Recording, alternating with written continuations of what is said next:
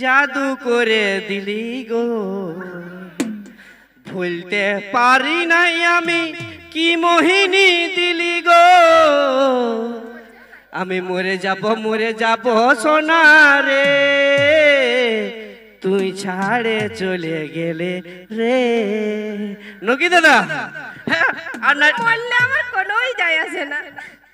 এ বাপ, আমি মরলে আর কোনো যায় আসে না রে বাপ। ঠিক আছে, তবে তোর কথাটা রাখিয়ে দিব, আমি মরেই দিব, কিন্তু ওইরকম ভাবে দাদা বিষ খাই আর ফাঁসি নিয়ে মরিব নাই।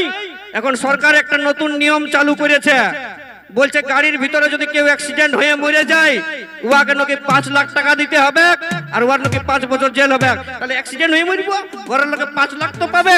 এমনিতে জানছে ছেলেটা আমার মদ খেয়ে পয়সা গুলো ডুবাই দিচ্ছে, তো যদি মরে যায় তো ঘরের লোকের তো লাভ হবে। আমার দরকার নাই বা বিশাল বিশাল নিয়ম চালু করছে রে বাবু সরকারে। ড্রাইভার গুলাকে মনে হচ্ছে আর গাড়ি চালাতে দিবে নাই এই জন্মে। তা ঠিক আছে, চলো নিয়ে আসবো পরবর্তী এখনো এরকম নাচের গান নাকি।